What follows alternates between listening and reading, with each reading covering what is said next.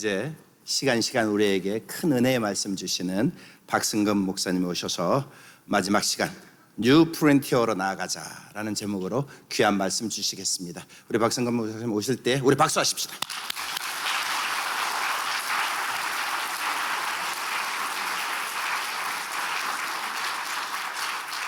우리 한 번 더 뜨겁게 박수하십시다.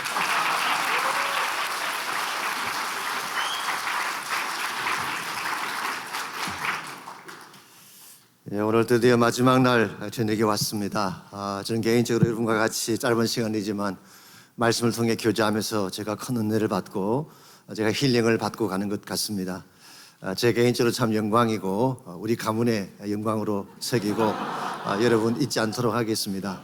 목회장이 돌아가셔서도 사역 잘 감당하시길 바라고 총회가 끝나도 서로 교제하는 그런 기회가 되면 좋겠습니다. 오늘 특별히 총회를 통해서 우리 김영환 목사님 총회장 되신 거 축하드립니다. 정말 귀한 목사님이시고 너무너무 철저하시고 정확하시고 준비를 잘 하시고 그러면서도 하트가 있으신 귀한 총회장님 되셨으니까 내년 한 해 동안에 우리 총회가 더 발전하고 더 성장할 것이라고 생각을 합니다. 제가 나이가 좀 들어가니까 자꾸 우리 집사람이 어디 가서 말할 기회가 있으면 짧게 하라 그렇게 늘 이야기를 해요. 가능하면 제가 그 말에 순종하려고 합니다. 처하태평이라는 말이 있잖아요. 처음이 됐을 때 가장 평화롭다라고 하는 말. 사필귀처라는 말도 있습니다. 무슨 일이건 결국은 와이프 뜻대로 된다라고 해서 사필귀처. 진인사 대처명이라고 하는 단어도 있습니다. 모든 일에 최선을 다한 후에는 와이프의 명을 기다린다. 제가 지금까지 생존할 수 있었던 이유가 이것 때문이 아닌가 생각을 합니다. 사모님 말씀 들어서 손해본 적이 있나요? 없습니다. 그저 무슨 일이든 사모님 시킨 대로 하시면 처하태평 이루어질 수 있습니다. 옆에 계신 사모님들 여러분 계속 격려해 주시고 위로해 주시고 정말 동력자들 가운데 항상 내 편이 돼줄 동력자 유일한 분이잖아요. 와이프밖에 없습니다. 여러분께서 우리 사모님 잘 순종하고 도와주셔서 더 건강한 목회 감당해 가시기를 바랍니다. 저는 사실 어릴 때부터 목회를 안 하려고 작정하고 또 헌신까지 했던 그런 사람입니다. 그냥 안 하겠다는 정도의 커미먼트를 가지고 제가 안 하겠다 그랬어요. 왜냐하면은 저는 시골에서 성장을 했는데요. 시골 교회 목사님의 그 모습을 제가 곁에서 많이 봤기 때문에 정말 힘드셨어요. 교회도 규모가 작지만 추운 겨울이 오면은 난로를 피지 못해가지고 추운 가운데에 이렇게 오바 하나 걸치고 나오셔서 새벽 기도하시는 모습 보면서 세상에 하고 많은 직업 중에 왜 하필이면 이걸 해야 되나. 교회에서 사례를 드리긴 합니다. 그 당시는 승미라고 해서 이렇게 밥을 지으실 때 쌀을 따로 떼어놓았다가 이걸 교회 가져오게 되면 교회 행사할 때도 사용을 하고 또 목회자님들 또 양식으로 이렇게 드리기도 하죠. 아마도 목회자님 가정만 잡수신다면 충분한 양식 같은데요. 손님도 찾아오시고 대접도 해야 되다 보니까 떨어질 때가 있나 봐요. 가끔 보면 사모님이 잡수실 것이 없으신지 새벽기도 끝나면 바가지에 찬물 한 그릇 잡수시고 주무시는 그런 모습을 제가 봤습니다. 교인들이 와서 뭐라 그러면 대꾸 안 하지 못하고 비수도 찔려도 신음소리 내지 못하는 그런 목사님의 모습을 제가 곁에서 보면서 세상에 하고 많은 직업 중에 왜 하필이면 목사가 돼야 되나. 저는 정말 고등학교 때부터 커미먼트 정말 안 되겠다고 작정을 하고 근데 수양회 같은 데 가지 않습니까? 제가 마지막 날 저녁을 회피했습니다. 일반적으로 마지막 날 저녁에 은혜를 많이 받으니까 제가 혹시 은혜 받고 헷가닥 해가지고 목사 되겠다고 서운하면 어떡하나. 그래서 마지막 날 저녁을 회피했던 기억이 있습니다만은 그러다 보니까 둘이 같이 자란 친구가 있는데요. 서로 그렇게 하며 자랐습니다. 너가 목사가 되라. 내가 나중에 돈 많이 번 장로가 돼서 너를 지원해 줄게. 그 친구는 저한테 말합니다. 아니다. 너가 목사가 되면 내가 돈 많이 버는 장로가 돼서 너를 도와줄게. 그러면 성장을 했는데 지금 둘 다 목회를 하고 있습니다. 저는 한국에서 목회를 하고 있고 저는 지금 미주에서 이렇게 수십 년 동안 목회를 하고 있습니다.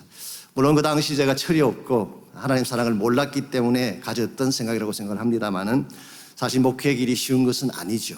그럼에도 불구하고 목회만큼 가치 있는 일이 있을까? 제가 쭉 살아보니까 이보다 더 가치 있는 일은 없다고 생각합니다. 생명을 구하는 사역이잖아요. 세상에 수많은 일들이 있고 사역들이 있지만 사람을 살리는 사역이 있어요. 영원한 생명을 구원하는 사역이기 때문에 이것만큼 값지고 소중한 사명이 없다고 생각합니다. 그러므로 조금 어려운 문제가 생기고 낙심할 일이 생기더라도 절대로 포기하지 마시고 하나님 바라보시는 가운데 날 부르신 이가 더 큰 뜻을 가지고 부르셨잖아요. 하나님 바라보시는 가운데에 목양터전에서 승리하시고 또 선교제에서도 승리하시는 우리 선교사님들 다 되시기 바랍니다. 여러분 잘 아시는 책 중에 마음을 열어주는 101가지 이야기라는 책이 있죠. 잭 캔필드라는 사람과 마크 한센이 집필한, 원래 제목은 치킨 수프 포 더 소울이라고 하는 책인데 한국말로 그렇게 번역을 했습니다.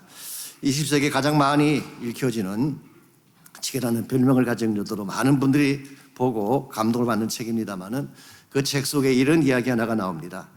어떤 병실에 2명의 중환자가 입원해 있었습니다. 둘 다 몸을 움직일 수 없는 그런 상태였습니다. 그런데 창문 곁에 환자가 한 분 침상이 있고 또 한 분은 안쪽에 있었어요. 창문 곁에 침상을 둔 환자는 매일 창밖을 내다보며 창밖에서 일어나고 있는 일들을 안쪽에 있는 사람에게 소개를 해줍니다. 호수가 있고 공원이 보인다고 했어요. 호수에는 오리와 백조가 헤엄을 치고 있다고 했습니다. 그 주변에는 예쁜 꽃들이 너무 아름답게 피어 있다고 했습니다. 어떤 날에는 젊은 연인이 손을 잡고 산책하는 모습이 보인다고 했고, 어떤 날에는 어린아이들이 즐겁게 뛰어논다고 했습니다. 그러면은 안쪽에는 환자는, 창 곁에 있는 환자가 전달해 주는 그 말을 듣고 위로를 받으면서 시간을 지났는데요. 그러나 어느 날 창 쪽에 있던 그 환자가 다른 병실로 옮겨가게 됐습니다. 그때 안쪽에 있던 환자가 자신도 창밖을 바라보고 싶었어요. 그래서 간호사에게 부탁을 해서 침상을 창 쪽으로 옮겨달라고 했습니다. 그리고 창밖을 내다보는 순간 환자는 깜짝 놀라게 되죠. 창밖에는 회색 담벼락만 있을 뿐 아무것도 없었기 때문에, 호수도 없었고 예쁜 새도 없었고 꽃도 없고 연인들의 모습도 보이지 않았습니다.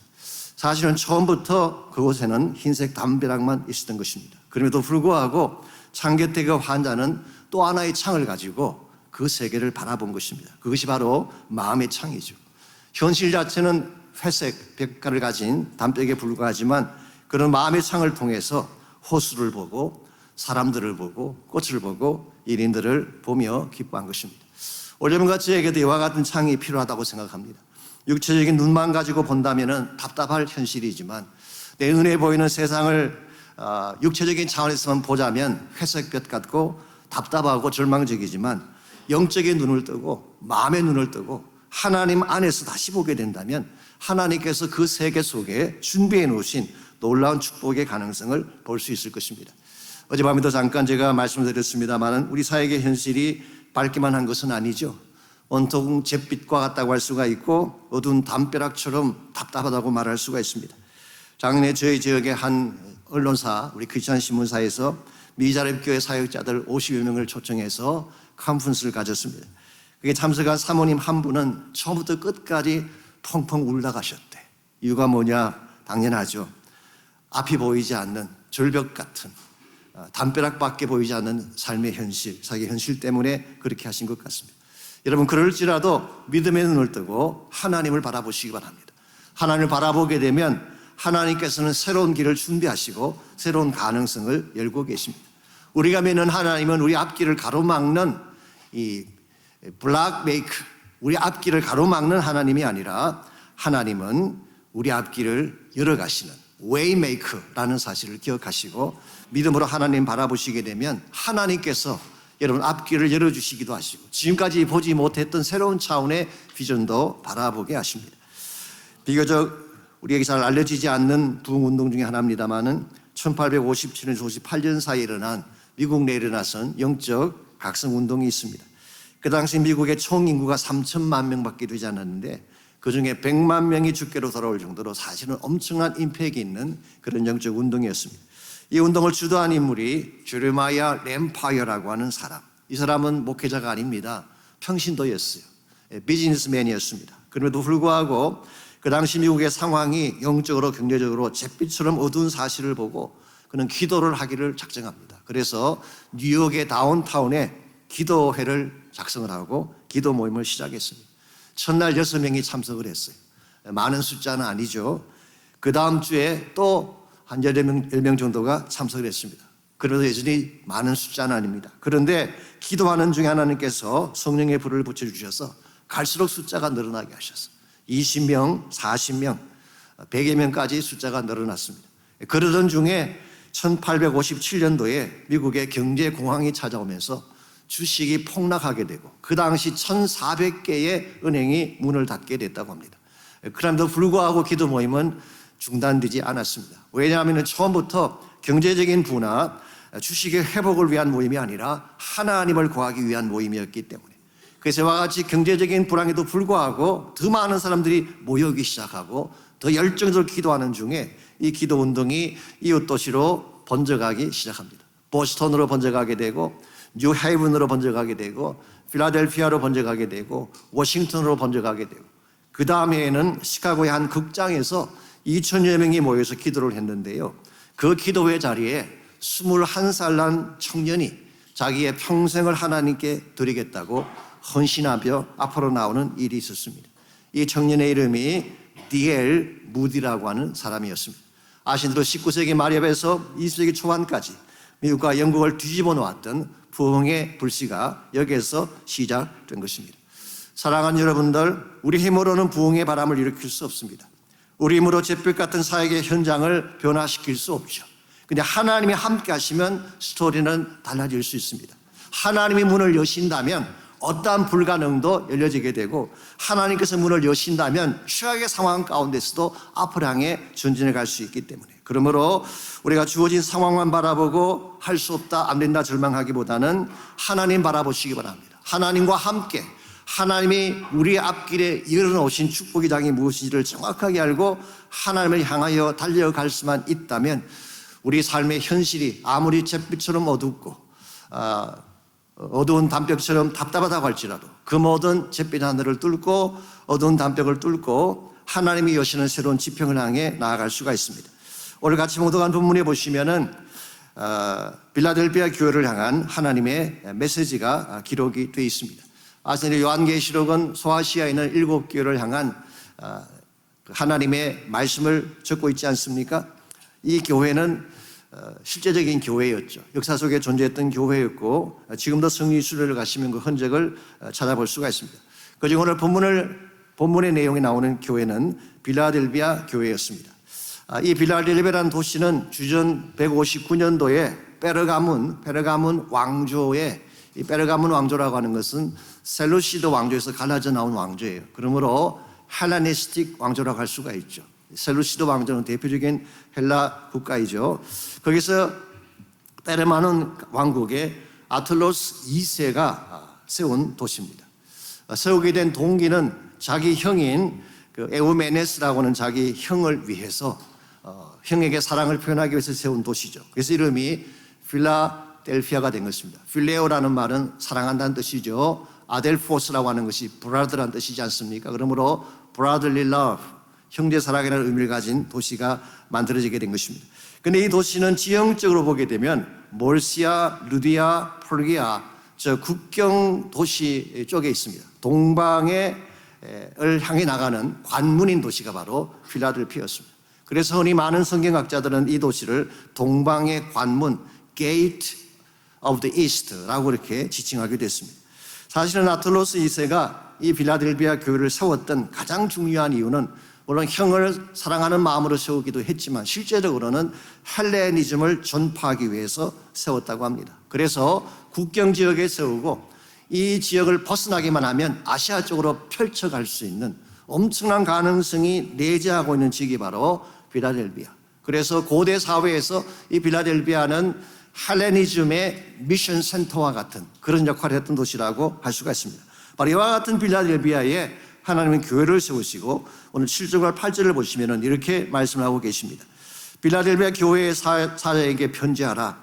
거룩하고 진실하사 다윗의 열쇠를 가지시니 곧 열면 닫을 사람이 없고 닫으면 열 사람이 없는 그가 이르시되 볼지어다 내가 내 앞에 열린 문을 두었으니 그랬어요. 여기 보시게 되면 열린 문을 두었다 표현이 나오죠. 열린 문이라고 하는 것은 막히지 않는다는 뜻입니다. 앞을 향해 전진해 갈 수 있다 그런 뜻입니다. 무한대의 가능성을 하나님이 준비하시고 그 문을 열어주셨다, 그런 뜻입니다. 그런데 이 열린 문을 누가 두신 것입니까? 오늘 본문에 보게 되면 능히 닫을 사람이 없으리라. 내가 내 앞에 열린 문을 두었으되 능히 닫을 사람이 없으리라 라고 했습니다. 자, 그렇다면 누가 이 열린 문을 열고 닫을 권한을 가진 것일까요? 즉 다윗의 열쇠를 가지시니 열면 닫을 사람이 없고 닫으면 열 사람이 없다고 했는데 이 다윗의 열쇠를 가지시니가 실제적으로 누구를 지칭하는 것일까요? 여러분 성경 주석을 보시게 되면 어떤 학자들은 그렇게 설명하기도 합니다. 히스기야 왕 때 왕실의 국고를 맡았던 엘리야김이다, 그렇게 설명하는 분도 계세요. 히스기야 당시 국고를 맡았던 사람이 두 사람인데 한 사람은 셈나라는 사람이고 또 한 명은 힐기야의 아들 엘리야김이었습니다. 이사 22장에 보게 되면 하나님께서 셈나를 쫓아내시고 엘리야김에게 국고를 맡기시며 이렇게 말씀하셨어요. 내가 또 다윗의 집에 열쇠를 그의 어깨에 두리니 그가 열면 닫을 자가 없겠고 닫으면 열 자가 없으리라. 여기 보면 엘리야김에게 다윗의 열쇠를 어깨에 맡기겠다, 그렇게 표현을 했죠. 이 대목을 가지고 아마도 그것을 말하는 것이 아닌가 그렇게 해석하기도 합니다만은 그렇지 않습니다. 히스기야 왕 시절에 엘리야김이 맡았던 것은 왕의 국고를 맡겼다는 뜻이지 왕조를 맡겼다는 뜻은 아닙니다. 히스기야가 가졌던 자랑했던 국고 있죠. 보석을 잔뜩 모아놓던 국고를 지키는 자가 엘리야김이었어요. 아시는 분 다 아시겠지만 결국 히스기야가 교만한 나머지 바벨론 사자들에게 그 국고를 보여주었다가 다 빼앗긴 국고, 그걸 말하는 것입니다. 그러면 오늘 본문에서 말하는 다윗의 열쇠를 가지심이, 그래서 다윗 전체의 왕조를 열 수 있는 키를 가지신 분은 예수 그리스도 한 분밖에 없습니다. 예수님이 하나님 나라의 키를 가지신 분이에요. 왕조를 열 수 있는 키를 가지신 분, 우리 사역의 키를 가지신 분, 우리의 모든 가능성에 대한 키를 가지신 분. 그래서 그 예수님이 열릴 문을 두셨다 그러면 끝이에요. That's it. 아무도 닫을 자가 없는 것입니다. 오늘 이 세상을 살아가는 사람들 가운데에 자신이야말로 문을 열 수 있다고 주장하는 분들이 있습니다. 속으면 안 됩니다. 근데 정치자들이 이야기하죠. 내가 평화의 문을 열 수 있다. 여러분 믿지 마십시오. 경제자들이 풍요의 문을 열 수 있다고 이야기하지만 믿을 수가 없습니다. 우리 인생의 문을 여는 사람, 축복의 문을 여는 사람, 모든 가능성과 비전의 문을 열 수 있는 유일한 분은 예수 그리스도 한 분밖에 없습니다. 자, 예수님께서 그 문을 여시면은 그 앞에 뭐가 펼쳐질까요? 무한대의 가능성의 새로운 지평이 펼쳐지는 것입니다. 이와 같이 새로운 지평을 우리는 영어로 New Frontier라고 부를 수가 있습니다. 아직 밟지 않았던 땅, 아무도 개척하지 않은 땅, 그러나 그 땅을 밟기만 하면 우리의 소유가 되어지고 새로운 나라와 비전을 세울 수 있는 그 땅을 New Frontier라고 부르는 것입니다. 아시는 대로 사실 이 용어는 1960년대에 존 F 케네디가 캠페인할 때, 선거 캠페인할 때 사용했던 용어이긴 하죠. 미국의 개척 시대에 프론티어 정신을 가지고 서쪽으로 개척해 나가지 않았습니까? 밟지 않았던 땅을 정복해 나갔던 것이 프론티어 정신인데 존 F 케네디는 그 정신을 다시 살려서 새로운 시대를 개척하자, 그래서 New Frontier라는 단어를 썼습니다마는 오늘 본문이 말씀하고 있는 New Frontier는 그런 차원이 아닙니다. 하나님 나라를 열기 위한 새로운 개척을 말하는 것입니다. 하나님의 비전을 열기 위한 새로운 개척을 말하는 것입니다. 사실 팬데믹이라는 사건이 찾아오면서 여러 가지 면에서 교회가 위축되기도 하고 우리 사회에 조금 어려움이 찾아온 것은 사실입니다. 그러나 환경적인 면에서 문이 좀 막혀지고 침체가 되었다고 해서 하나님의 문마저도 닫혀 있을까요? 저는 거기에 동의하지 않습니다. 하나님은 여전히 일하고 계시고 하나님의 가능성은 지금도 available 하십니다. 지금도 하나님은 새로운 지역을 개척해 나가고 계시고 뉴 프론티어를 통하여서 복음의 확장을 이루어가고 계십니다. 우리가 그동안에 나의 교회라고 하는, 나의 사역이라고 하는 캐리고리에 갇혀 있다 보니까 하나님이 전 세계적으로 일하고 계시는 사역을 놓칠 때가 참 많았는데 오늘 나의 눈앞의 사역만 보지 아니하고 하나님 나라라는 큰 비전을 보십시오. 지금도 하나님이 일하고 계세요. 곳곳에서 하나님의 사역은 전개가 되고 있습니다. 그러므로 뉴 프론티어라고 하는 것은 하나님이 준비해 놓으신 새로운 지평을 향해 중단 없이 달려가자, 그런 뜻입니다. 이번 총회 주제가 리바운드 아닙니까? 리바운드라는 말은 침체를 딛고 일어서다, 반등하자, 그런 의미라고 말씀을 드렸습니다. 그런데 리바운드의 진정한 의미는 단순히 침체를 벗어남에 있는 것은 아닙니다. 침체를 벗은 후에 무엇을 할 것이냐가 더 중요해요. 단순히 문제를 벗어나는 게 우리의 목적은 아닙니다. 문제를 벗어난 후에 어디로 갈 것이냐라고 하는 것이죠. 하나님의 교회가 진실로 교회가 되기 위해 문제만 벗어나면 다 된 것인가요? 어려움만 벗어나게 되면 다 된 것인가? 그렇지 않잖아요. 이 문제를 벗어난 후에, 이 팬데믹이 끝난 이후에, 이 침체 시대를 다 지난 이후에 어디로 갈 것이냐라는 것이죠. 이게 뉴 프론티어예요. 여기에 대한 확신이 분명하지 아니하고 여기에 대한 분명한 마음의 결단이 없게 되면 우리는 결국 리바운드 해도 또다시 침체되고 또다시 내려갈 가능성이 많습니다. 저희 교회에서는 리바운드를 하기 전에 우리 고전해에 저희 교회 표가 브레이크트루였어요. 돌파하자, 그런 이야기였어요.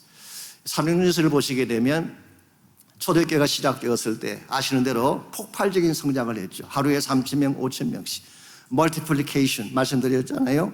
엄청나게 숫자가 늘어났습니다. 그랬는데 스데반의 핍박과 함께 교회 철퇴가 내려지게 되죠. 사도행전 8장 1절에 보게 되면 이렇게 기록합니다. 사도들 외에 모든 자들이 다 흩어졌다고 했어요. 사도들만 예루살렘에 남아서 지키고 있고 그 외 나머지는 다 흩어진 것입니다. 수만 명이 모이면 뭐 합니까? 다 흩어졌어요. 사울 같은 사람은 아예 교회를 진멸시켜버리려고 그 모든 걸 다 말려버리려고 집집마다 방문하면서 사람들을 끌어내다가 그들을 죽이는 그런 일을 자행하지 않았습니까? 우리 여기까지 읽어보게 되면 이건 교회가 망하는 시나리오예요. 희망이 없어 보입니다. 그런데 사도행전을 보시면 여기서 교회가 끝이 났나요? 끝이 나지 않습니다. 분명히 핍박이 왔고 흩어졌고 모든 게 다 샷다운 되었는데 그게 교회사의 끝이 아니죠. 더 흥미로운 사실은 이 흩어진 사람들이 가는 곳곳마다 복음을 전하기 시작합니다. 처음에는 유대인들에게만 복음을 전하다가 나중에는 헬라인에게까지 복음을 전하게 됐어. 쉽게 말하면 유대 중심적인 복음 사역이 헬레니스트 혹은 열방을 향한 이방인을 향한 사역으로 전환된 것입니다. 지금까지는 예루살렘을 중심으로 로컬 중심으로 사역을 했는데 드디어 글로벌한 차원의 사역으로 번져가게 된 것이죠. 그렇게 해서 세워진 교회가 그 유명한 안디옥 교회가 된 것입니다. 그러므로 환란이라는 핍박이라고 하는 어려운 난관을 돌파해 갔더니 안디옥이라는 교회가 있는 거예요. 오늘 여러분과 저에게 이런 마음의 준비가 필요합니다. 고난이 지나간 후에, 어려움이 지나간 후에 진짜 안디옥이 세워져야 돼요. 지금까지 내가 나중심적인 목회를 해왔다면, 지금까지 내 지역에 있는 것만 돌보았던 나의 사역이었다면 이제 눈을 좀 더 크게 떠서 킹덤 비전, 하나님의 나라라는 비전을 가지고 나갈 수 있을 때, 우리 첫날 저녁에 J.D. 구리의 목사님이 말씀하셨잖아. My kingdom come이 아니라 Thy kingdom come. 나의 나라가 이루어지게 하옵소서. 나의 목회가 성장하게 하십시오. 내가 성공적인 목회자가 되게 하십시오. 이와 같은 이기적이면서도 셀피시한 멘탈리티를 벗어나지 못하는 한 하나님이 준비하신 진정한 차원의 비전은 성취될 수가 없습니다. 서든 베프티스트에서 우리 IMB 선교사로 이렇게 사역을 하시다가 안식년을 맞이해서 미국에 들어온 선교사님 한 분이 계십니다. 미국 선교사님이신데요. IMB에서는 아시겠지만 안식년이라고 부르지 않고 Stateside Assignment라 그러죠. 국내에 들어오셔서도 사역을 계속 한다는 뜻입니다. 그래서 여러 지역을 다니면서 선교를 이렇게 모빌라이즈하는 그런 사역을 하지 않습니까? 그 선교사님이 오클라호마에 있는 한 교회에 가셨는데요. 그 목사님이 선교사님을 만나자마자 이제 교회 크기에 대한 이야기합니다. 우리 교회는 몇 명이 모이고 규모가 얼마나 크고 예산이 얼마이고 교회 사회적 얼마나 크고 계속 크게 이야기만 합니다. 숫자 얘기만 해요. 듣다 못한 그 선교사님이 이야기했어요. 목사님, why do you continue to stay on the book of Numbers? 왜 목사님은 아직까지도 민수기에 머물고 계십니까? Book of Numbers. Let's move on to Book of Acts. 사도행전서로 넘어가시지 않겠습니까? 저는 그 지적이 참 옳다고 생각합니다. 우리는 항상 카운트하기를 좋아하죠. 사회제를 좋아하죠. 크기를 좋아하죠. 하나님도 그러실까요? 요한계시록을 다시 한번 보십시오. 7교회에 대한 장점, 단점을 주님께서 말씀하셨는데 여러 가지 많은 말씀하셨지만 단 한 번도 숫자를 가지고 말씀하신 적이 없어. 너희들이 믿음을 지켰느냐, 진실하냐, 첫사랑을 가지고 있느냐, 순결하냐, 여기에 대해서는 말씀하셨지만 숫자를 가지고 평가한 기록이 한 번도 나오지 않습니다. 오늘 하나님의 관심사는 숫자가 아닙니다. 하나님의 나라 비전이에요. 하나님께서 준비하신 진정한 차원의 하나님 사회적 꿈을 이룰 수 있을 때 여러분과 제 삶도 바르게 쓰임받을 수가 있게 되고 목회사역의 현장도 살아나게 되는 것입니다. 사실 오늘날 저를 포함해서 많은 교회, 많은 대다수의 목사들이 좀 셀피시하고 또 개인주의적인 면이 없는 것은 아닙니다. 지금은 세상을 떠났습니다마는 한국의 코미디언 중에 김형곤이라는 분이 있었어요. 이분이 LA를 자주 방문하시고 LA 오시게 되면 식당 가셔서 이렇게 식사를 자주 하시는데요. 한 번은 LA 와서 오재미라고 하는 자기 후배와 함께 식당을 향해 갑니다. 평소에는 주로 김형곤 씨가 다 돈을 이렇게 내는데 그날은 감사히 이렇게 이야기했어요. 재미야, 오늘은 식당 가면 우리가 더치페이로 하자 그랬어요. 이 더치페이라는 말은 자기가 먹은 식사비를 자기가 지불하는 것을 말하는 것이죠. 그랬더니 오재미가 오케이, 그렇게 하자고. 식당에 도착을 했습니다. 웨이터가 뭘 드시겠습니까? 그러니까 오재미가 더치페이 2개만 달라고 그랬어요. 김형곤 씨가 굉장히 속으로 웃었지만 웃으면 무안히 할까봐 억지로 참고 자기 숙소로 돌아왔어. 화장실에 들어가서 막 웃었대. 이 장면을 옆에서 지켜본 김홍국이라고 하는, 아시죠? 코스염 우리 호랑나비 김홍국 씨가 형 왜 그러냐고 설명해 주었습니다. 아니 그래서 오늘 오재미와 같이 식당을 가면서 오늘은 더치페이로 하자 그랬더니 그가 더치페이 2개를 달라 그러지 뭐냐. 이 말을 들은 김홍국 씨가 깔깔대며 웃더니 형 걔 또라이 아니냐고. 아니 더치페이가 얼마나 비싼 건데 그걸 2개씩이나. 물론 이거 웃자고 만든 조커라고 생각을 합니다만은 우리가 사는 시대상이 더치페이 시대. 내 먹은 것만 내가 지불하면 되는, 나의 몫에 대한 책임만 지면 되는 시대. 그러다 보니까 개인주의가 팽배한 것입니다. 개인주의와 또 이기주의적인 셀피시한 그런 멘탈리티가 주어지게 되는 것입니다. 오늘 여러분과 제가 정말 더 큰 차원에서 뉴 프론티어라는 차원에서 하나님의 사명을 감당하기를 원한다면 이걸 넘어서야 돼요.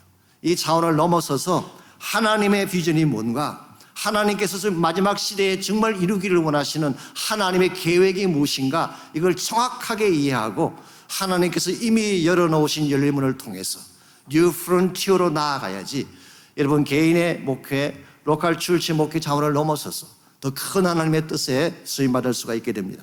우리가 어떻게 하면 하나님이 열어놓으신 열리문을 통해서 뉴 프론티어의 사역을 감당할 수 있게 될지, 오늘 본문에 소개된 빌라델비아 교회의 케이스를 통해서 열리문을 통해 뉴 프론티어를 여는 3가지 비결을 함께 정리해 보려고 합니다. 첫 번째로 믿음의 순종이 필요합니다. 하나님이 아무리 문을 열어두셨을지라도 순종하지 아니하면 나와 아무 상관이 없습니다. 그러므로 믿음으로 순종할 때에 열린 문을 향해 나갈 수가 있게 되고 그때 새로운 지경이 넓혀지게 되는 것입니다. 오늘 본문에 소개된 이 빌라델비아 교회를 좀 정리해 보면요, 과히 좋은 여건 속에 세워진 교회는 아니었던 것 같습니다. 첫 번째로 빌라델비아 교회는 신생도시였습니다. 소아시아 7지역 중에서 가장 나중에 세워진 도시. 그러면 모든 것이 부족하고 언스테이블한 그런 도시였죠. 두 번째로 거기에 세워진 빌라델비아 교회는 작은 교회였던 것 같습니다. 힘도 없고 권력도 많지 아니한 조그마한 교회. 그러므로 이 선교적 과업을 행하기에는 역부족일 것처럼 보이는 그런 상황이었어요. 세 번째로 9절 말씀이 하게 되면 그곳에 사탄의 회당이 있다고 했습니다. 원래 회당이라는 말은 시네고그죠. 유대인들이 모이는 처소를 말하는 것인데 사탄의 회당, 시네고그 오브 세이탄이라고 한 것은 maybe 유대교와 관련이 있는 것 같긴 합니다. 그러나 하나님을 대적하는 사이비 종파죠. 그래서 사탄의 사조를 받고 maybe 성도들을 미혹하기도 하고 박해도 가하기도 했던 그런 사탄의 회당이 존재했던 곳. 쉽게 표현하면 경제적으로도 어렵고 환경적으로도 타프하고 영적으로도 굉장히 타프한 교회.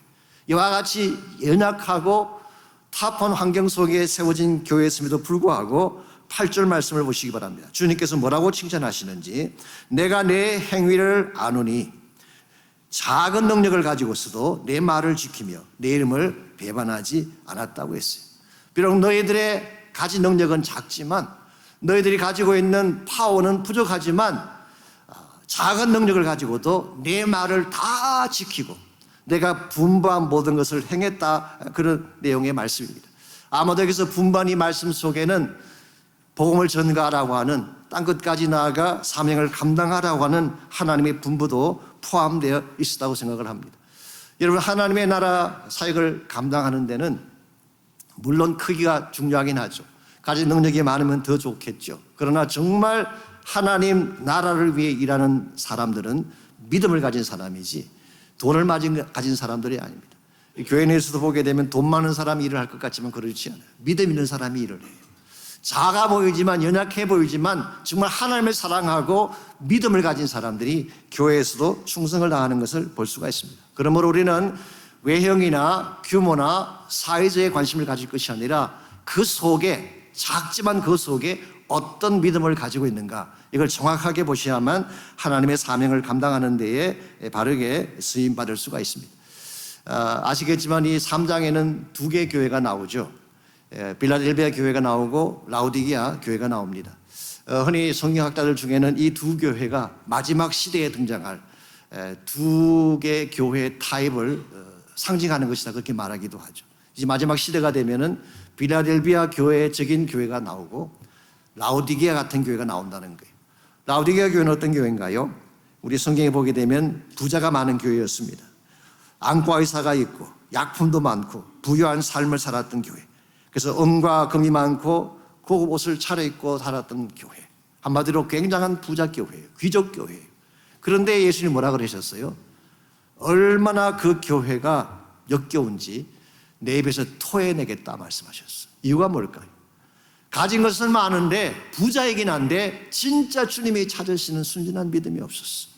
생명력이 없었어요. 그래서 생수도 없고 치유의 능력도 가지지 아니한, 지금처럼 말씀드리자면 골로새의 생수와 히에라폴리아의 온천수가 만나는 곳이 라우디게아 지역 아닙니까? 그 둘이 섞이게 되니까 얼마나 역겨운 그런 음료수가 되겠어요.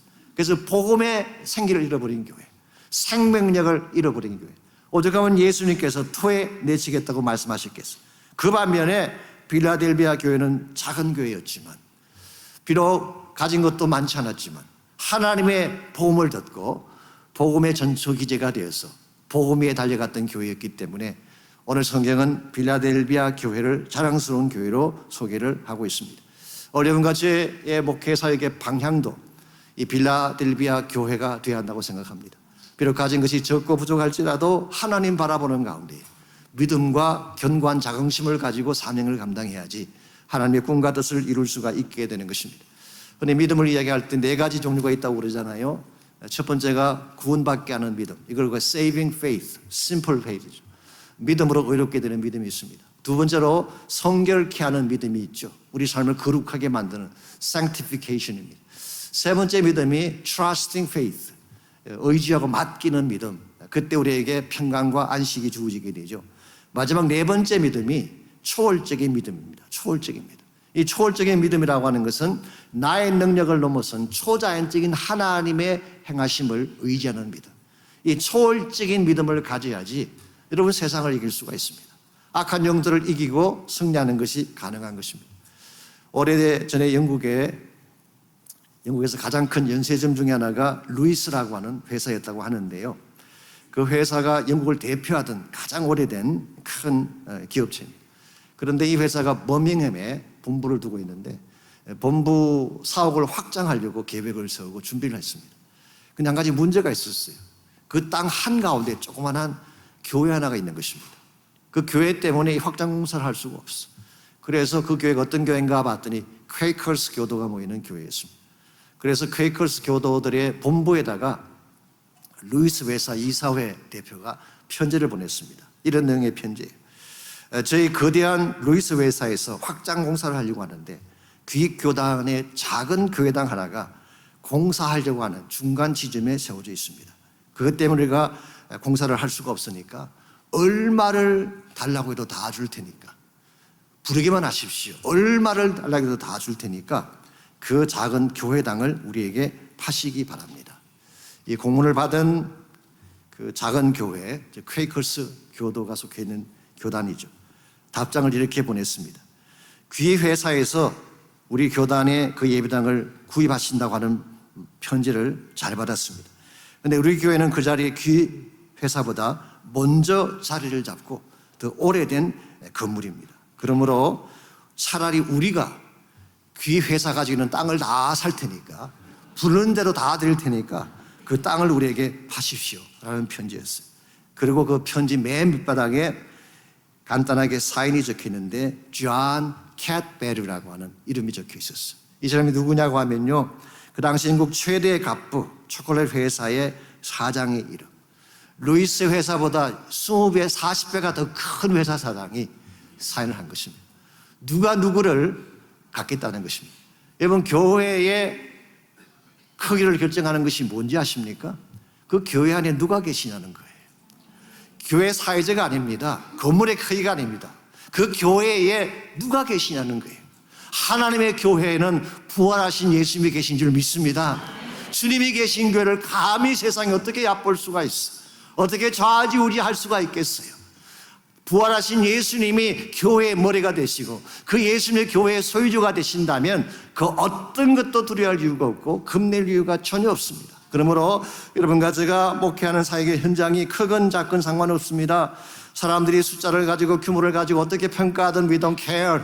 우리 안에는 부활하신 예수님이 계시기 때문에 이 부활하신 예수님을 트러스트하고 그 초자연적인 능력 가운데 사역을 감당하시기 바랍니다. 그때 하나님만이 하실 수 있는 기적들이 분명히 일어날 수가 있습니다.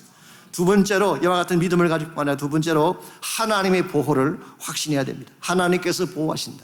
제가 뉴 프론티어라는 말씀을 드렸는데요, 아직 아무도 가지 않는 길을 말씀드린다고 했잖아요. 그러므로 미지의 길, 누구도 밟지 않았던 길이기 때문에 위험 부담이 따를 수밖에 없죠. 그 길을 가려면은 뱀이 나올 수도 있고 증갈이 나올 수도 있고 여러 가지 많은 어려운 난관들이 찾아올 수가 있습니다. 그러므로 그 길을 혼자 간다고 하는 것은 어려운 것입니다.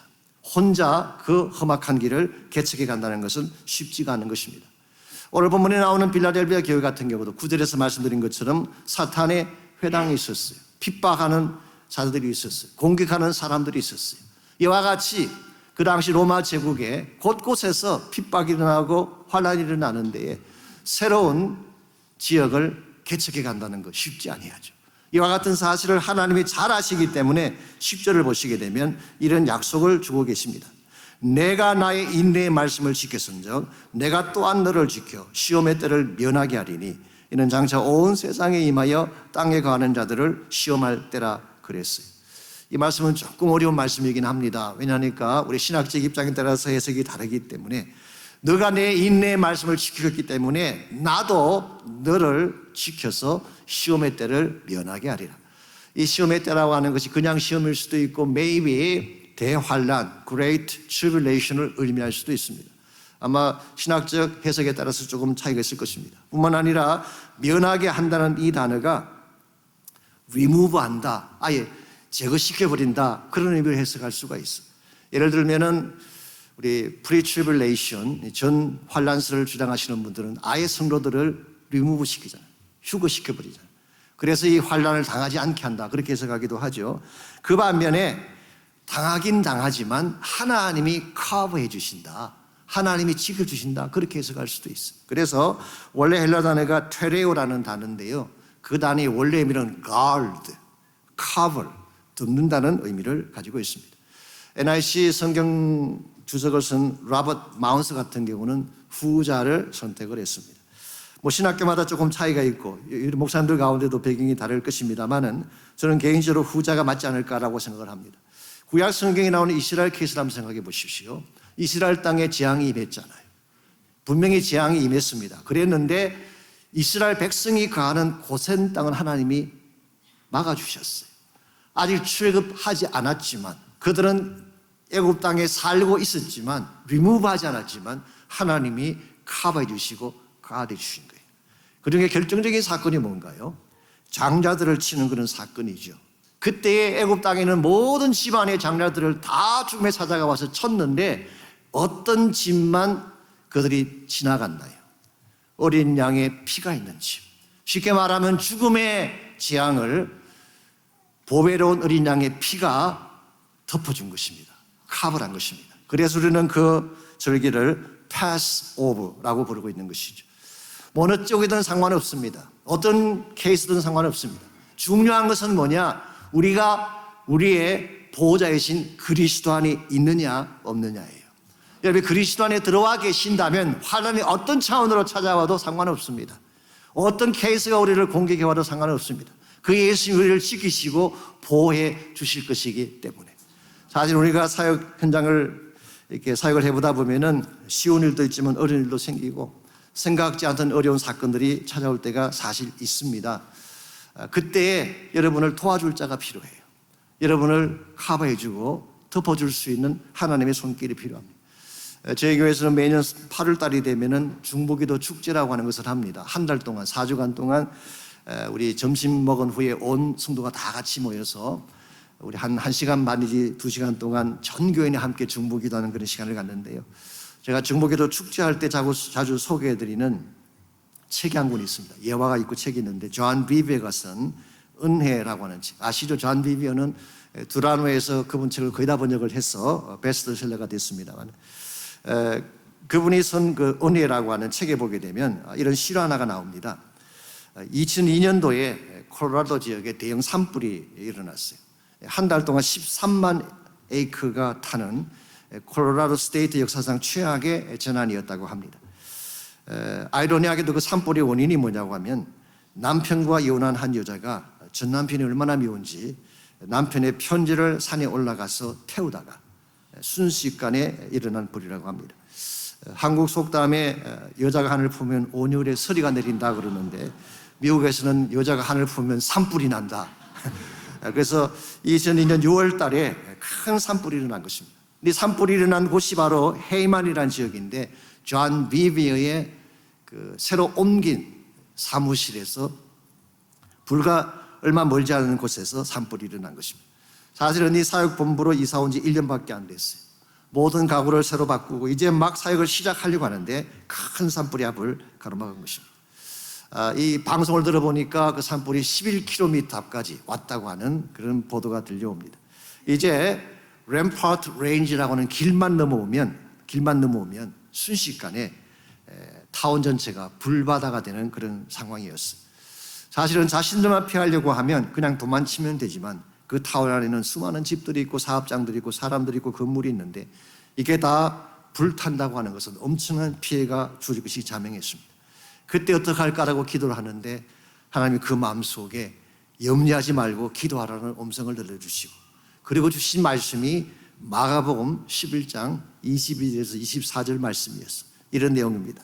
하나님을 믿으라. 내가 진실로 너에게 이르노니 누구든지 이 산들어 들리어 바다에 던지게 하여 말하는 것이 이루어질 줄을 믿고 마음에 의심하지 아니하면 그대로 되리라. 그러므로 내가 너에게 말하노니 무엇이든지 기도하고 구하는 것은 받은 줄로 믿으라. 그리하면 너희에게 그대로 되리라. 자, 이 말씀을 칠판에 쓰게 한 후에 전 직원을 모아다가 함께 읽게 하고 기도하며 선포하기 시작했어요. 그 말씀을 칠판에 적어놓고 모든 직원이 다 한 목소리로 읽고 그리고 통속으로 함께 기도하게 한 것입니다. 이런 내용입니다. 불아, 우리가 그리스도의 이름으로 너에게 명하노니 너는 우리 건물을 태우지 말고 우리의 시도 태우지 말고 저기 보이는 어떤 초목도 태우지 말고 램파트 레인지 길도 넘어오지 말고 꺼질지어다. 예수 이름으로 명하노니 바람아 방향을 바꾸어서 동쪽에서 서쪽으로 가라. 그리고 하늘에서는 폭우가 쏟아질지어다. 온 직원들이 전심을 다해 선포하며 기도했을 때에 어떤 역사가 일어났는지 아십니까? 이 선포와 기도가 끝나자 건물 안에 전화를 받던 직원이 소리를 칩니다. 바람의 방향이 바뀌었다는 것입니다. 뿐만 아니라 그 다음에 곧이어서 폭우가 쏟아지기 시작하고 산불은 그 자리에서 멈추고 말았습니다. 그 이후로 직원들의 삶이 바뀌었다고 합니다. 그들은 문제만 생기면 방마다 이 말씀 걸어놓고 이 말씀을 읽고 선포하며 기도한 것입니다. 그때마다 하나님께서 기적을 베푸신 내용이 그 책 속에 자세하게 소개가 되어 있습니다. 하나님은 지금도 능력으로 역사하시는 분인 줄 믿습니다. 과거의 능력만 믿지 마십시오. 성경에 기록된 기적만 믿지 말고 지금 나의 사역 현장에도 동일하게 일하시는 하나님을 믿으시기 바랍니다. 문제가 왔을지라도 예수 이름으로 선포하면 문제가 떠나갈 것입니다. 예기치 않는 바람이 불어올지라도 불길이 나의 삶과 나의 사역의 터전을 덮쳐올지라도 나사렛 예수 이름으로 기도하게 되면 그 불길이 꺼지게 되고 그 모든 문제가 사라지게 될 것입니다. 그러므로 여러분에게 필요한 것은 이 확신이에요. 이 믿음이에요. 나에게 주어진 조건이나 환경이 문제가 아니라 나와 함께 하시는 하나님이 어떤 분인가를 정확히 알고 그 믿음으로 주 앞에 나가기만 하면 하나님은 지금도 여러분을 보호해 주시고 일어나게 하시고 새롭게 만들어 주시는 것입니다. 마지막 세 번째로 우리가 이렇게 열린 문을 통해 세계경을 넓혀가려면 순종하는 믿음도 필요하고 하나님 보호에 대한 확신도 필요하지만 세 번째로 영광된 비전을 볼 수 있어야 됩니다. 여기서 말하는 비전은 막연한 꿈을 말하는 것이 아닙니다. 우리의 소원을 말하는 것이 아니라 주님께서 오시면 반드시 성취되게 될 실체가 있는 하나님 나라의 비전을 말하는 것입니다. 11절을 보시기 바랍니다. 11절을 보시게 되면 내가 속히 오리니. 이게 무엇에 대한 약속일까요? 예수님의 재림에 대한 약속입니다. 세상 사람들은 지금 믿지 않고 이 세상이 영원할 줄 알고 있지만 성경은 분명히 말씀합니다. 이 세상은 끝이 있어요. 예수님께서는 반드시 다시 오십니다. 주님은 재림하십니다. 초림으로 오실 때는 비천한 말구에 태어나셨지만 다시 오실 때는 왕 중에 왕으로 영광 가운데 오실 거예요. 처음에 오셨을 때는 사람들이 그를 리젝트하고 그를 거부했지만 다시 오실 때는 모든 사람들이 그 이름 앞에 무릎을 꿇고 예수 그리스도가 하나님의 아들이심을 선포하는 날이 반드시 올 것입니다. 초림으로 오실 때는 He became like us. 그 예수님이 나와 같은 육신을 입고 오셨지만 그분이 다시 오시게 되면 We will become like Him. 우리 모두가 예수님과 똑같은 부활의 영광스러운 몸을 입고 부활의 영광에 참여해서 하나님 앞에서 영원을 보내는 축복이 여러분과 저에게 약속되어 있습니다. 이게 하나님 나라 비전이에요. 하나님 나라는 반드시 이루어지게 됩니다. 주님께서 다시 오시게 되면 모든 악한 사탄은 끝나게 되고 새하늘이 열리고 새 땅이 주어지고 영원한 하나님의 킹덤이 이루어져서 그곳에서 영원토록 왕노릇하며 살아갈 존재가 여러분과 저라고 저는 믿습니다. 계시록 7장 9절과 10절 아시잖아요. 그게 하나님 나라의 비전을 극명하게 보여주는 말씀이 나오죠. 각 나라 족속 백성 방언에서 숫자를 헤지 못할 정도로 엄청나게 많은 무리들이 나와서 정말 종려 가지를 들고 보좌 앞에 서서 외치기를 구원하심이 보좌에 앉으신 우리 하나님과 어린 양에게 있도다. 이게 우리의 비전인 줄 믿습니다. 이 비전 바라보며 살아가셔야 돼요. 이 비전을 위해 달려가셔야지 정말 하나님의 사람답게 살아갈 수가 있습니다. 세상의 영광은 살아가는 것입니다. 이 땅에 있는 것들 아무리 찬란하고 아름다워 보여도 영원하지 않습니다. 언젠가는 사라지고 말 것입니다. 그러나 하나님의 나라는 영원한 나라, 그 나라의 비전은 확실한 비전이기 때문에 그게 우리의 삶과 사역을 걸고 달려갈 때에 하나님 우리를 통해 하나님 나라를 이루시고 진정한 차원의 열매를 허락해 주실 것입니다. 그럼에도 불구하고 이 비전을 향해 나의 삶을 다 드린다는 것 쉽지 않습니다. 목회 현장 쉽지 않습니다. 우리 누구나 다 편안해지고 싶고 잘 살고 싶고 영광 가운데 살고 싶지, 고난인 줄 알면서도 이 길을 가려고 하는 자가 어디 있겠어요. 그러나 정말 하나님이 얼마나 우리를 사랑하셨는지를 알면 우리는 기꺼이 이 길을 향해 갈 수가 있습니다. 저는 성경에 나타난 사랑 여러 가지로 이렇게 많은 사랑에 대한 케이스가 나오는데 그중에 가장 아름답고 존귀한 사랑의 케이스가 다윗과 요나단의 케이스라고 생각을 합니다. 두 사람은 정말 순수하게 사랑을 했습니다. 그런데 아신 대로 요나단의 아버지 사울 때문에 결국 다윗은 떠나야만 되죠. 우리 사무엘상에 보게 되면 18장에도 나오고 20장에도 나오는데 둘이 헤어질 때에 언약을 체결하고 헤어지는 장면이 나옵니다. 이 언약이라고 하는 단어가 원래 히브리 말로 베리트라는 B-E-R-I-T-H 베리트라는 단어인데요. 이 단어의 원래 원어적인 의미가 자른다는 뜻이에요. to cut 한다, 자른다 그런 의미를 가지고 있어요. 왜 언약이라는 단어를 약속이라는 말을 쓰면 될 텐데 자른다는 의미를 가진 베리트를 썼을까?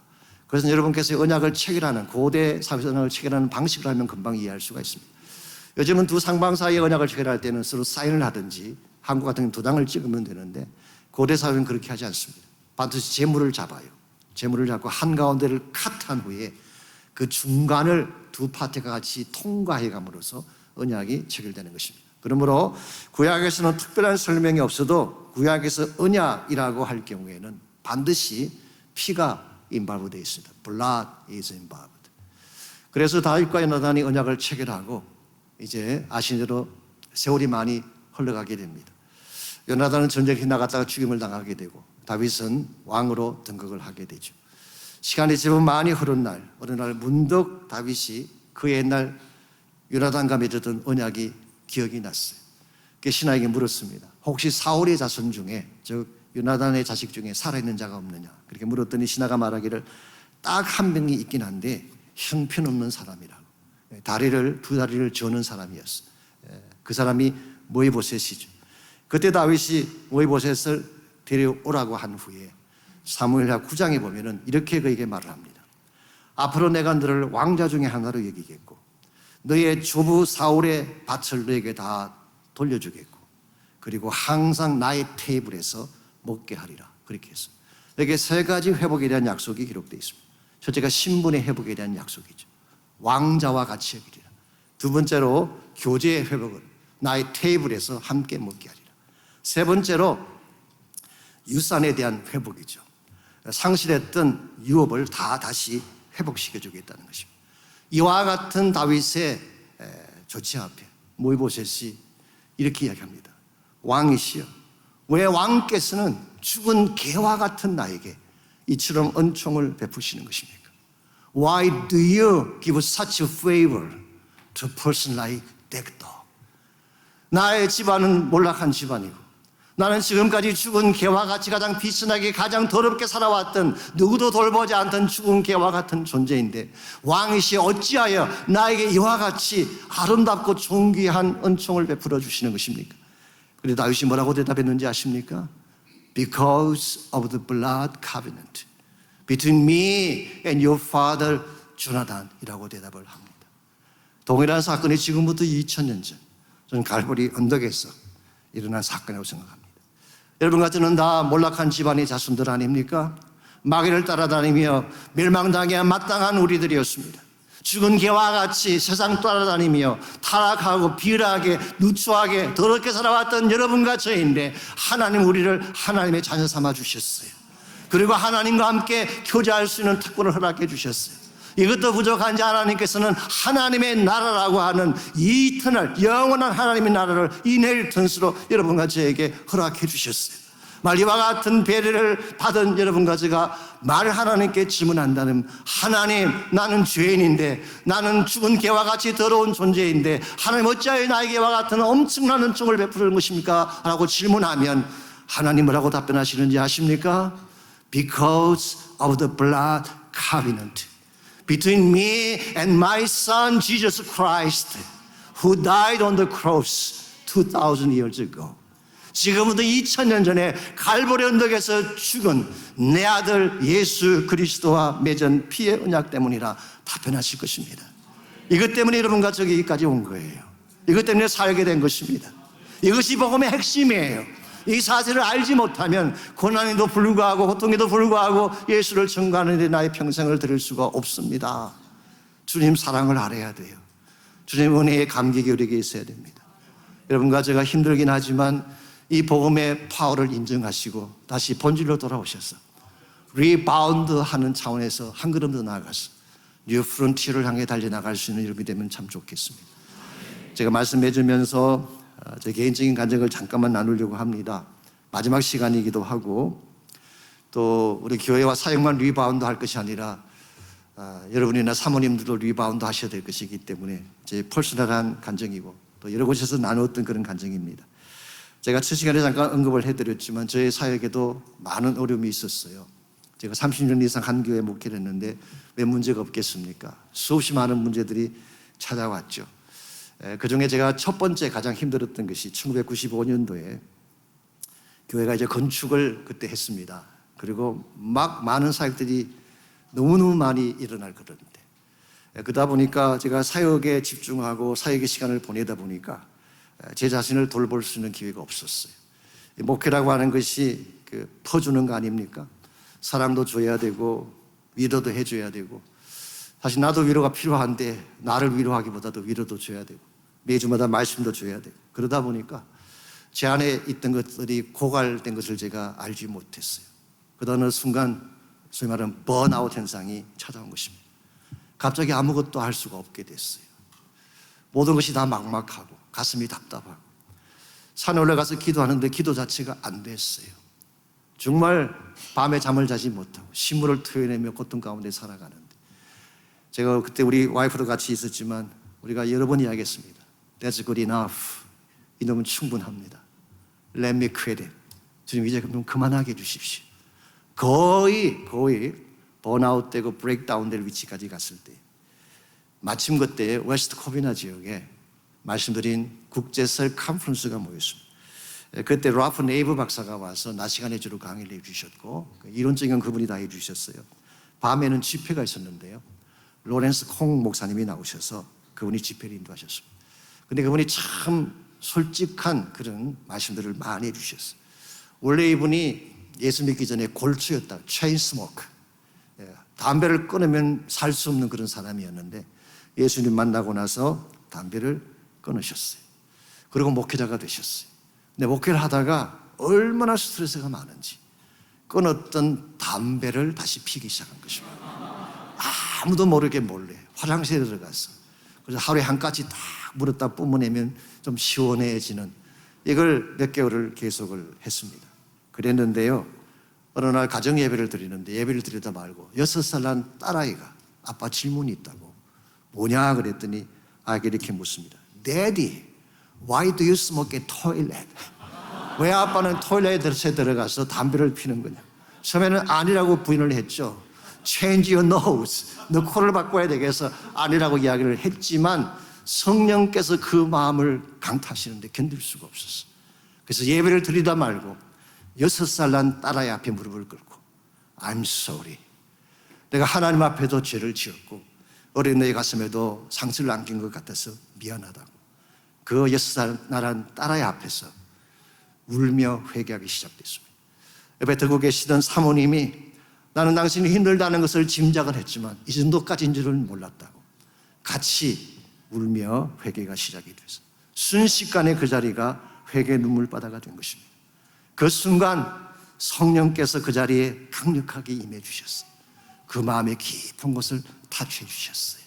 엉그리진 것들을 풀어내어 주시고 말랐던 생기를 다시 회복시켜 주셔서 이분이 그때의 힘을 다시 얻고, 물론 담배를 끊고 그때부터 사역을 해서 아시는 대로 싱가포르의 가장 큰 침례교회를 그가 세우게 됐습니다. 이 간증을 하신 후에 모여있는 모든 자들에게 초청을 했어요. If anyone of you in this room tonight who has the same kind of problem, struggling, aching pain in the heart, come forward. 여러분, 나와 똑같은 고통과 아픔과 갈등 가진 사람이 혹시 있다면 앞으로 나오십시오. 그때 제가 제일 먼저 일어났어요. 그리고 이 중앙아이를 통해 앞으로 걸어왔습니다. 솔직히 제가 지금까지 설교하면서 수십 번, 수백 번 다른 사람들을 구원 초청하는 설교는 했지만 제가 제 자신의 문제를 가지고 아이를 걸어난 것은 그날이 처음이었어요. 그때 저의 모습은 not as a pastor of a big church, but as a little poor child of God who has aching pain in heart. 그 마음에 견딜 수 없는 아픔을 가진 초라하고 어린 한 아들로 하나님 앞에 간 것입니다. 그리고 강단 앞에 무릎을 꿇고 기도했습니다. 아버지, Father, I'm tired. 지셨습니다. I'm so hurt. 너무 아파요. I'm worn out. 내 안에 남아있는 것이 아무것도 없습니다. Father, I need you. I need your anointing power of the Holy Spirit. 그리고 하나님 앞에 기도하기 시작하는데요, 그때 성령께서 내 심령 가운데 신비로울 정도로 강력하게 임재하시고 내 안에 있는 엉그러진 것들을 하나씩 하나씩 깨뜨려 주시며, 내가 지금까지 깨뜨리지 못했던 큰 바위 덩어리를, 나도 알지 못했던 큰 바위 덩어리를 비러니스와 상처와 고통과 두려움과 열등감과 수많은 바위 덩어리를 그날 밤 성령께서 다 깨뜨려 주시고 다시 회복시켜 주셔서 저로 하여금 일어나게 하셨습니다. 똑같은 문제가, 똑같은 역사가 오늘 밤 여러분에게도 가능하다고 생각합니다. 우들 가운데 아픔이 있는 사람 아무도 없습니다. 엉어진 가슴을 갖고 살지 않는 사람 아무도 없습니다. 그동안 뒤수를 참아오고 울고 싶어도 울지 못한 채 내색하지 않은 채 억지로 견디며 살아왔지만 우리 모두에게도 아픔은 있어요. 나 힘으로 깨뜨리지 못할 바위가 있는지도 모르겠어요. 오늘 밤 여러분과 제가 이 하나님께 나와서 다시 나의 있는 그대로를 주님 앞에 토해내며 기도한다면 여러분 프리텐드할 필요 없습니다. 주님 다 아시니까 내 있는 모습 그대로 나오시면 돼요. 목사라고 해서 완벽한가요? 목회자라고 해서 초인적인 능력을 가진 자인가요? 우리도 똑같은 인간이잖아요. 찌르면 아파하는 것이 우리잖아요. 우리도 상신하면 견딜 수 없어 하는 것이 우리잖아요. 하나님 우리를 아십니다. 초인간적인 능력을 주신 게 아니에요. We are human beings. We are sinners. 우리 모두는 다 죄인이고 다 연약한 존재입니다. 그럼 우리 모두에게는 이 하나님의 은혜가 필요합니다. 그럼 오늘 이 밤이 마지막 밤인데요, 여러분께서 여기까지 오셨는데 정말 힘들게 오신 줄 압니다. 어렵게 혼자 달려오신 줄 압니다. 근데 이제 하나님 앞에, 하나님 보좌 앞에 여러분 자신을 내놓고 기도하면 좋겠어요. 하나님의 성령께서 임하시도록 기도하십시오. 내 힘으로는 잿빛 같은 이 삶의 현장을 깨뜨릴 수가 없습니다. 나의 능력으로는 어두운 벽과 같은 이 사역의 현장을 깨뜨릴 수가 없습니다. 성령님 도와주십시오. 내 마음에 새로운 빛을 허락하여 주십시오. 내 안에 있는 모든 상처들을 성령께서 만져주십시오. 치료하여 주십시오. 나를 다시 새롭게 하여 주십시오. 기도하시기를 바랍니다. 우리 다 같이 한 목소리로 함께 기도하기를 원합니다. 여러분 정말 있는 그대로 간절한 마음으로 주여 나에게 임하여 주옵소서. 성령님 임하여 주옵소서. 만져주시옵소서. 주의 영으로 새롭게 해달라고 우리 간절하게 기도하시기를 바라고, 목회 현장에 아직도 해결되지 않은 문제를 가진 분이 혹시 계신다면 전능하신 하나님 역사해 주셔서 모든 장벽을 깨뜨려 주옵소서. 열린 문을 허락하여 주옵소서. 악한 영들이 떠나갈지어다. 악한 마귀가 다 떠나갈지어다. 결박이 다 풀릴지어다. 이 새 삶을 공격하는 모든 악한 영들이 다 무너지게 하시고 하나님 사회적 기적과 새 비전이 일어나게 하여 주시옵소서. 다 같이 함께 한 목소리로 기도합니다.